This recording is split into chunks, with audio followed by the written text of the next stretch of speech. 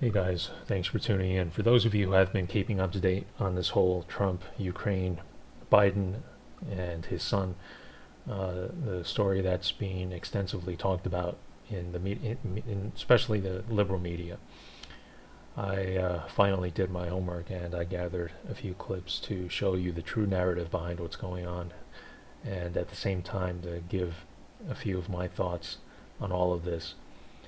The first is that Schiff and his teammates are basically setting up these so-called whistleblowers to try to make any accusation they can against the president in order to probe the White House for the release of transcripts and other documents, basically anything they can get their hands on in order to try to fuel their impeachment inquiry.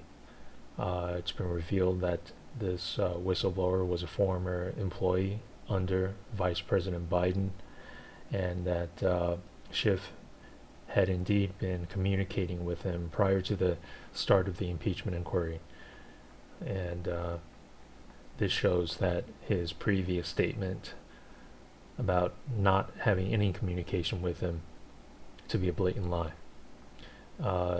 Schiff now admits he wants to protect his whistleblower from having to testify, and that he even wants to protect his identity.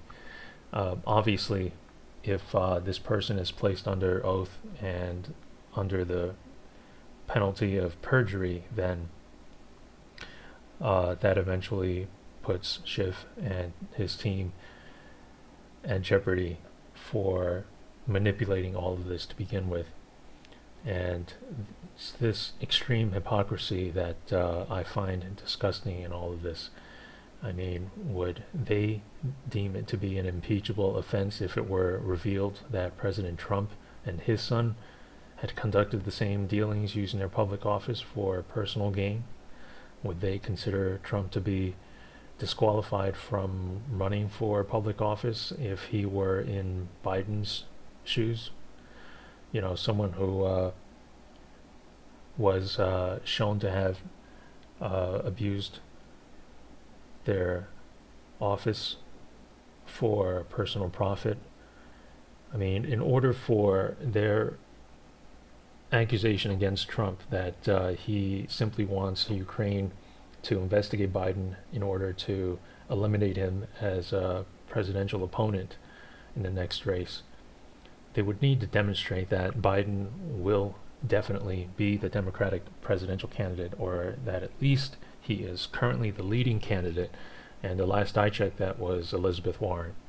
So that being not the case, the president's stated desire of wanting to filter out corruption at least warrants benefit of the doubt, and is really no less valid than the Democrats' stated desire of wanting to remove or prevent someone from exercising their elected office of presidency for the alleged concerns of corruption that they claim to have. So the final question, the question that I think Schiff and everyone on his team must ultimately answer, is whether or not they are willing to have a candidate elected, or for that matter, whether or not they are willing to help a candidate become elected to the office of the presidency who is guilty of the corrupt profiteering foreign affair dealings that's currently being uncovered, and whether their current effort to hide their whistleblower along with their closed door plannings reflect accurately to that answer. Thank you. Biden Incorporated, Biden Inc. has been exposed. A cloud of corruption darkens above Joe 30330, his shady family business dealings, and we have big bombshell news that the media mob doesn't want you to know about. Now, to any American with a functioning brain, it could not be any more obvious what's going on here. That is that this family profited off his diplomacy in Ukraine and in China. And even as the media mob is doing everything in their power to try and cover for them and suspend any fidelity to truth, Well, now we have outlined on this show night after night Joe, his son's shady dealings in Ukraine, where sleepy, creepy, crazy Uncle Joe leveraged your tax dollars to get a prosecutor fired. Now, why would any vice president of the United States ever involve himself in such a thing? But as bad as Joe's bragging on tape is, that was just mere millions. That's all. But the bigger, the much brighter spotlight now shines on the communist Chinese, where Hunter Biden received a sweetheart billion-dollar, later $1.5 billion deal just days after traveling with his father on Air Force Two. Now, these are the facts as we have now known them. We rewind. We go back to December 2013. Hunter Biden, he joined his father on Air Force Two on a trip to China, where his father had a meeting with the Chinese president. Then in December 2013, literally less than 2 weeks later, Hunter Biden's company inked a $1 billion private equity deal with a subsidiary of the Chinese government's Bank of China. And as Peter Schweitzer outlined and pointed out in Secret Empires, the #1 bestseller, this was a deal unlike any other Western firm got. And it went to Hunter Biden, who, far as we can tell, had zero expertise in China or private equity. Now, Schweitzer explains, quote, in short, the Chinese government was literally funding a business that is co-owned along with the sons of two of America's most powerful decision makers. Remember, the Bank of China, that's not your average bank. That's not like Chase, Citibank. No, it is a powerful tool controlled by the communist Chinese, by Beijing. They have the ability to wield tremendous political power. Hunter Biden and others cashed in despite seemingly having no qualifications, no experience. Now, ABC apparently interviewed Hunter Biden. We'll find out more tomorrow. It should be interesting to hear what he has to say. Let's see how he deals with questions, hopefully, that he gets about having no experience and flying over to China in Air Force Two, and 10 days later, basically saying, yeah, the Chinese bank and the Bank of China, they picked me over, let's say, Bain Capital, Goldman Sachs, Deutsche Bank, you know, the real pros at this, because it looks like panic may be setting in. Now, if you're putting the Bidens in all-out damage control at this hour because Hunter is now finally breaking his silence, I'd kind of bet any amount of money that there's probably been a lot of preparation going on behind the scenes. I'm just guessing. Years of experience in this business, 31 of them tells me that probably happened. We'll find out about that, too, in time. In addition to sitting down for an interview with ABC News, he also announced, his resignation from a Chinese-backed private equity company, saying through his lawyer that if his father becomes president, he won't serve on any foreign boards at all. It's a little bit late because he was doing it when his father was vice president in countries that he was going to and working on behalf of this country for. But it doesn't answer any of the fundamental questions, does it? Now, is ABC, they're going to ask some of the basic fundamental questions or give him a softball interview? I don't know. Will they ask the specifics of Biden's work in Ukraine and China? Will they ask specifically what he did for all this money? What were his actual day-to-day job duties? Will they ask what qualifications he had? Will they ask if his status as the son of America's second most powerful decision maker was a factor in this sweetheart deal? Why not pick, let's see, Bain Capital, Goldman Sachs, Deutsche Bank, or any of the other big firms with tons of experience? Now let's also play our little game. Let's replace the name VP Joe Biden with VP Donald Trump, even though the president would not like that demotion. And we'll replace the name Hunter with the name Don Jr. What do you think would happen, especially with the media mob? What if Don Jr. were taking millions of dollars from one country, shady oil deals, no experience in the country or that industry at all, and then billions, $1.5 billion to be exact, from the Bank of China after flying with his father, who was vice president on Air Force Two, and Don Jr. had zero experience with either country. And by the way, zero experience in any of the businesses that are paying him. Do you actually think the mob and the media, they'd be saying this is a conspiracy theory or a hoax? Or do you think that their endless, breathless hysteria and reporting would go on for months and months on end? Because also developing tonight, the Democrats politically motivated unconstitutional impeachment charade is unraveling before their eyes. And even Adam, the cowardly Shifty Schiff, he is backtracking tonight, making the major admission that maybe the whistleblower, who apparently his team coordinated with, well, doesn't have to testify at all, and that he should have been more clear about his secret contact and his office's contact with the whistleblower in the first place. Gee, replace Schiff with the name Trump, and I wonder if the media would accept this crap. Take a look. We were interested in having the whistleblower come forward. Our primary, Not anymore. Well, our primary interest right now is making sure that that person is protected. Indeed, now there's more than one whistleblower that they are protected. And given that we already have the call record, we don't need the whistleblower who wasn't on the call to tell us what took place during the call. We have the best evidence of that. It may not be necessary to take steps that might reveal the whistleblower's identity to do that, and we're going to make sure we protect that whistleblower. I doubt the media would give Trump a pass with that flimsy answer. By the way, the president just weighed in, tweeting, quote, Shifty Schiff now seems to think they don't need the whistleblower who started the whole scam. Yeah, because they're going to find out about the relationship with, let's see, Shifty's office, and they're going to have to deal with the fact that we don't need any whistleblower, non-whistleblower anyway. Yeah, because they actually have the transcript. And maybe it's time for Republicans in the Senate and the House. Maybe they need to go on record with a very simple statement that that transcript does not in any way rise to any level of impeachable offense. Let's get that on the table so that they can know ahead of time that this witch hunt is not going to go on for 3 years like their last witch hunt went on. And by the way, the real reason the whistleblower, non-whistleblower has lost all credibility because the story is so far from the facts of the actual transcript. We don't need the interpretation of somebody that got the information vis-a-vis hearsay. You're starting to notice a theme: corruption, hypocrisy, lies, deceit in the Democratic Party and their allies in the media mob. Every accusation they make, every attack, every smear, every allegation is nothing more than projection.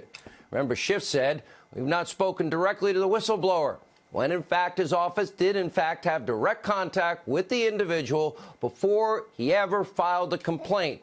Apparently, he was advised by that team to get a lawyer, file a complaint with the Inspector General.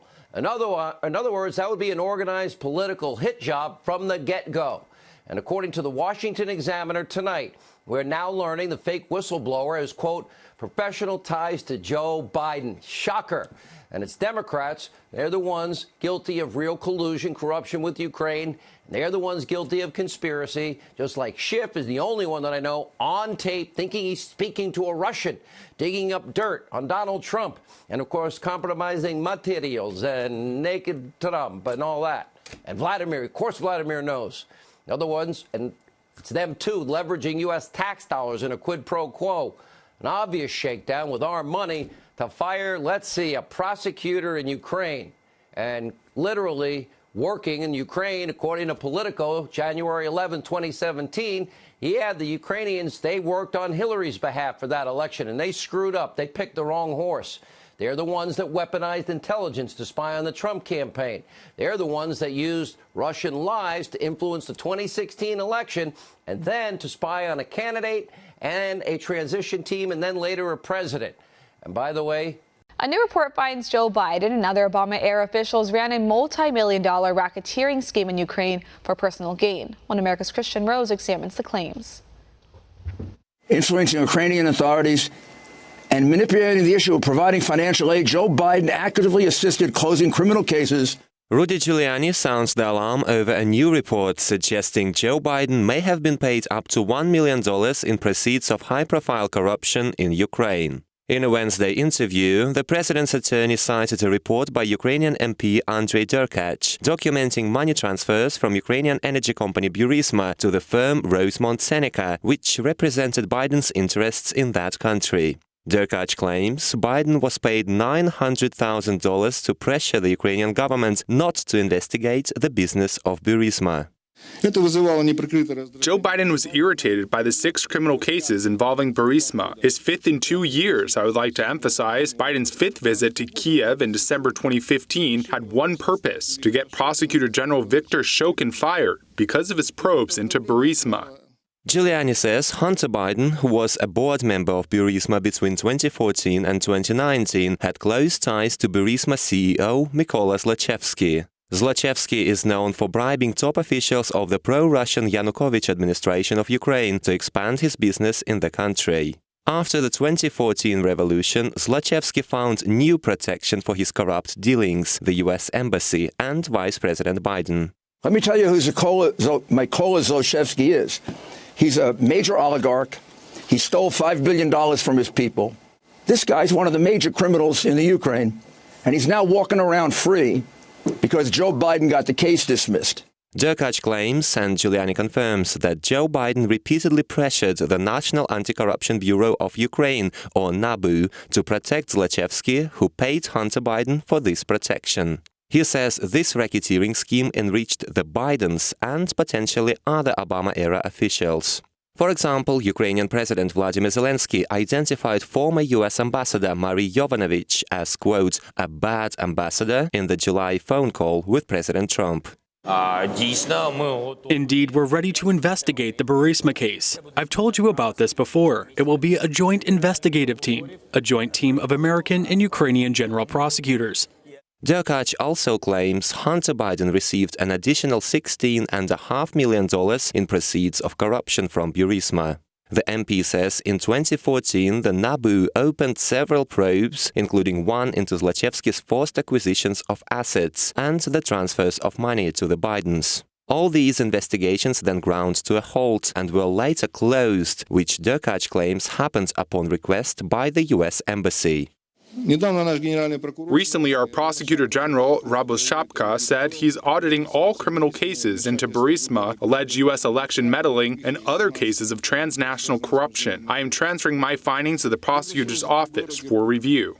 Derkach has promised more disclosures on Biden's activities under the previous Ukrainian administration, saying the documents are now leaking from the high levels of the Ukrainian government. Meanwhile, Giuliani says he will be releasing more of his own findings on Biden in the coming days.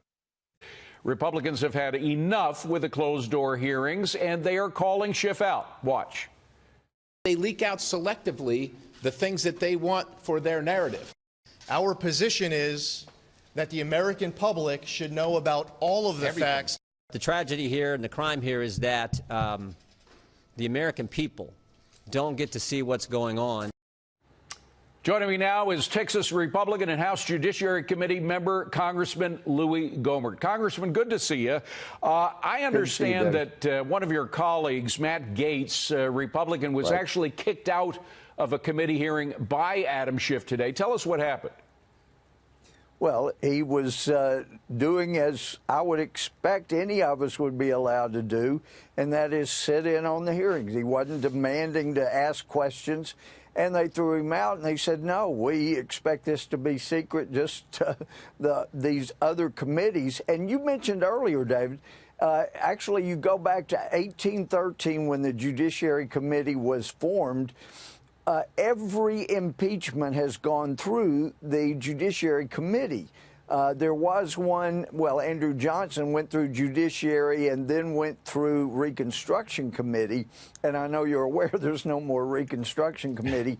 But it is important to understand that, yes, there is whistleblower protection. And the reason we did that is because whistleblowers we're not going to remain anonymous, and the laws are to keep anybody from retaliating against them. Right. So if they're going to keep their identity complete secret, there's no reason for whistleblower protection. But even trumping that, if you pardon the expression trumping, is the Sixth Amendment to the Constitution. You can't go after somebody if you're in a federal position without allowing the person to know about the allegations against them and the opportunity to confront the witnesses against them and to be able to question the person that's made the allegation. So this is the whistleblower's rights do not trump the Constitution. Well, more than that, Congressman, forgive me for interrupting, but the bottom line here is that an impeachment inquiry, even though this is not an official one because it hasn't been voted on, but an impeachment inquiry is a very public event. This is an attempt to overturn an election, essentially, to kick a guy who was elected out of office. It's got to be an event not shrouded in secrecy, but open to the public, right? It is supposed to be, but that's why this could make even Kafka wince. They wrote The Trial. I mean, this is what we see going on in spades. It's ridiculous. But yes, this is supposed to be public, but it tells you that this is indeed a coup and a star-chambered effort to try to take out a sitting president.